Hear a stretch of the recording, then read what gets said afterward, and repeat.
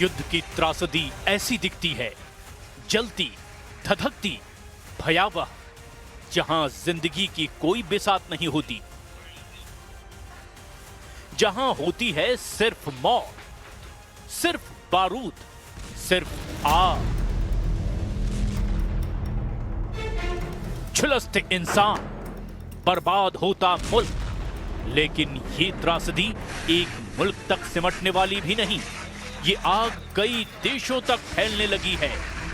रूस के दुश्मन देशों का एक एक करके नंबर आ गया है,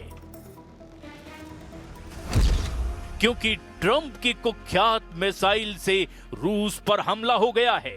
जेलेंस्की ने सुपर पावर को पुतिन से भिड़ा दिया है।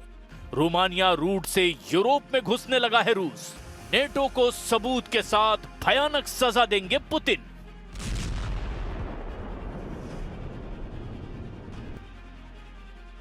जब यूक्रेन सबसे ज्यादा बारूदी तपिश झेल रहा है, तब यूक्रेन का जर्रा जर्रा बारूदी धमाकों से दहल रहा है, तब सुपर पावर का साइलेंट हो जाना बहुत बड़े खतरे का सिग्नल दे रहा है। अचानक अमेरिका ने पुतिन के हमलों पर चुप्पी साध ली है। अचानक ट्रंप ने बेरुखी की चादर ओढ़ ली है, जबकि पुतिन ने हमलों का विस्फोटक राउंड शुरू कर दिया है। यूक्रेन में किस कदर बारूदी कोहराम मचा है, उसका भयानक दृश्य देख लीजिए। ये बहुमंजिला इमारत रूस के प्रचंड प्रहार से ढह गई है। धमाका इतना जोरदार था कि कई घंटों तक बिल्डिंग आग में घिरी रही। धमाका इतना पावरफुल था कि आधी इमारत भस्म हो गई। रूस ने पूरी रात यूक्रेन में मिसाइलों और ड्रोन से हमले किए। खासकर पश्चिमी यूक्रेन के शहरों को रूस की सेना ने निशाने पर ले लिया। ये जलता हुआ बहुमंजिला अपार्टमेंट टेर्नोपिल सिटी का है, जहां रात में हुए हमले में 25 लोगों की मौत हुई है। हमले के बाद राहत बचाव में जुटे दमकल कर्मियों ने जलते अपार्टमेंट से 40 से ज्यादा घायलों को बाहर निकाला। रूस के हवाई हमले में टेर्नोपिल के अपार्टमेंट मटिया मेट हो गए। वहीं खार्किव में रूस पर अस्पताल पर ड्रोन से बमबारी के आरोप लगाए जा रहे हैं। यह हाहाकार उसी अस्पताल का है जहां 39 लोग बारूदी प्रहार से जख्मी हो गए। रूस के ताबड़तोड़ हमलों से बचने के लिए यूक्रेन की राजधानी कीव में लोगों ने अंडरग्राउंड मेट्रो स्टेशन में पनाह ले रखी है। Почали спускатися в метро, коли уламки або шахеди десь поблизу влучали.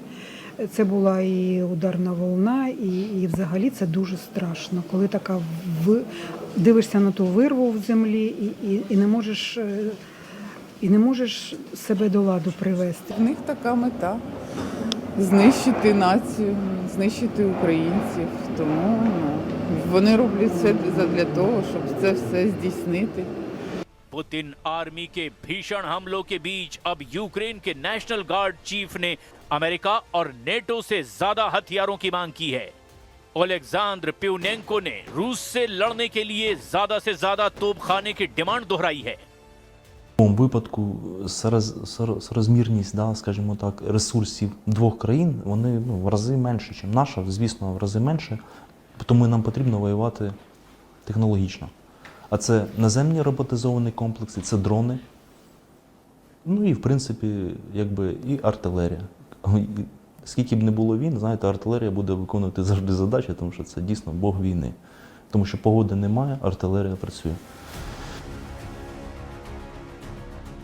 यूक्रेन फोर्स के टॉप कमांडर हताश हो चुके हैं। सभी बार बार हथियारों की किल्लत के साथ वार जोन में पेश आ रही मुश्किलों का ब्यौरा दे रहे हैं। जमीनी लड़ाई में यूक्रेन की सेना बैकफुट पर आ गई है, क्योंकि गीली मिट्टी वाले बैटल ग्राउंड में युद्ध के लिए हथियार यूक्रेन के पास कम पड़ने लगे हैं। तो क्या इसी वजह से अमेरिका की लॉन्ग रेंज मिसाइलों से यूक्रेन ने रूस के अंदर हमले तेज कर दिए हैं? ये तस्वीर देखिए, रूस ने इसे रिलीज किया है इस दावे के साथ कि ये अमेरिका की मिसाइल है।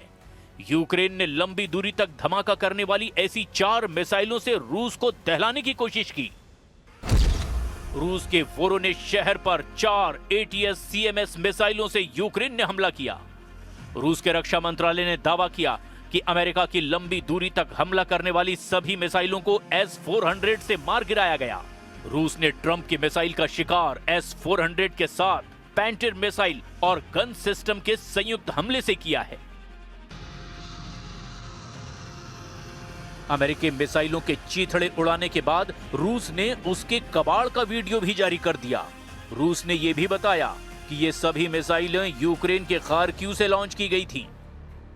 जैसे ही लॉन्ग रेंज मिसाइल से हमले का अलार्म रूस में आया, जवाब में पुतिन की सेना ने स्कंदर M मिसाइलें दाग दी।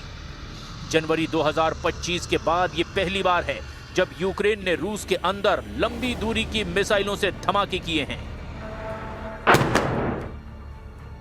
जनवरी में पुतिन ने पश्चिमी देशों के मिसाइल से हुए हमले के जवाब में हाइपरसोनिक मिसाइलों से पलटवार किया था।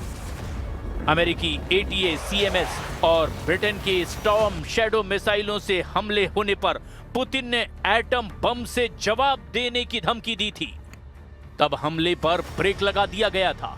हालांकि अब फिर से यूक्रेन उन्हीं मिसाइलों की तरफ देखने लगा है, जिससे भड़के रूस ने रौद्र रूप अख्तियार कर लिया था। एक तरफ जहां रूस यूक्रेन को बेरहमी से पीटता रहा है, वहीं प्रेसिडेंट ट्रंप ने अपने कदम पीछे खींच लिए हैं। कल तक ट्रंप सीधे पुतिन से बात करके युद्ध खत्म करवाने का दावा कर रहे थे, वहीं अब उन्होंने अपने दूतों को पुतिन को मनाने के मिशन पर लगा दिया है। अमेरिकी सेना के सचिव डैन ड्रिस्कॉल और army chief of staff general Randy George Ukraine की राजधानी क्यों पहुंचे हैं। ट्रंप के दोनों दूत फिर से यूक्रेन की लीडरशिप के साथ मिलकर रूस से शांति वार्ता शुरू करने का रोडमैप तैयार कर रहे हैं। यूक्रेन के बाद ट्रंप के दूत रूस के अधिकारियों से बैठक करने की उम्मीद जता रहे हैं। हालांकि पुतिन ने अब अपना मिशन नेटो शुरू कर दिया है। पुतिन ने यूक्रेन के बाद जितने भी दुश्मन हैं, उन्हें एक एक कर दहलाना शुरू कर दिया है। पुतिन की आंख की किरकिरी बना पोलैंड बढ़ते खतरे को भांप चुका है। असल में पोलैंड की यूक्रेन जाने वाली रेल लाइन पर हुए हमले के आरोप रूस पर लगाए गए।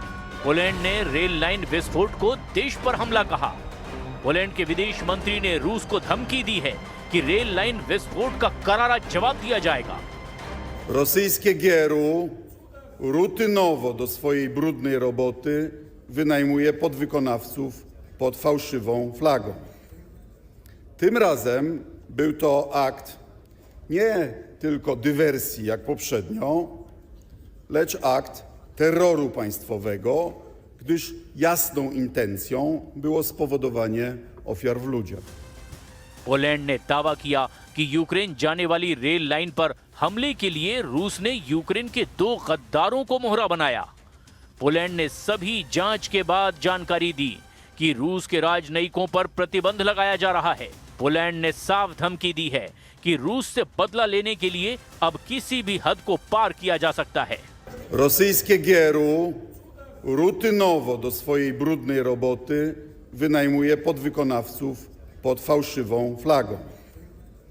Tym razem był to akt nie tylko dywersji jak poprzednio, lecz akt terroru państwowego, gdyż jasną intencją było spowodowanie ofiar w ludziach. Ukraine रूस युद्ध शुरू हुआ तब से पोलैंड ने पुतिन की टेंशन बढ़ा रखी है। पोलैंड ने बीती रात रूस के भीषण हमलों के बाद में फ्रंट लाइन पर जंगी जेटों को उड़ाना भी शुरू कर दिया है।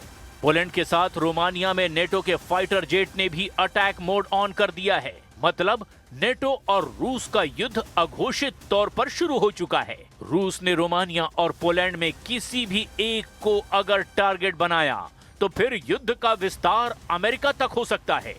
इसी वजह से ट्रंप अब पर्दे के पीछे रहते हुए पुतिन से वॉर डील फाइनल करने का प्लान बना रहे हैं। अमेरिकी न्यूज एजेंसी एक्सियोस के मुताबिक ट्रंप ने यूक्रेन युद्ध खत्म करने के लिए एक नई योजना पर चुपचाप रूस से बातचीत कर ली है। ट्रंप और पुतिन ने मिलकर के 28 सूत्रीय एक मसौदा भी तैयार कर लिया है। नए शांति प्रस्ताव को 4 बड़े हिस्सों में बांटा गया है, जिसमें यूक्रेन में शांति, सुरक्षा गारंटी, यूरोपीय सुरक्षा और रूस यूक्रेन के साथ भविष्य के अमेरिकी संबंधों का जिक्र है। हालांकि रूस ने यूक्रेन की जितनी जमीन जीत ली है, उसका कंट्रोल किसके पास होगा, अब भी ये साफ नहीं है। युद्ध समझौते में यही पेच अब तक अनसुलझा है। रूस जीती हुई जमीन से पीछे हटने को तैयार नहीं। यूक्रेन अपनी 1 इंच जमीन छोड़ने पर राजी नहीं, इसीलिए समझौता मुमकिन नहीं। यानी युद्ध लंबा खिंचता जाएगा। रूस यूक्रेन में बढ़ता चला जाएगा।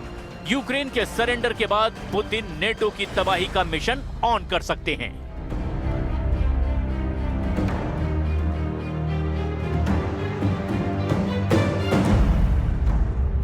और वक्त हो गया है बहुत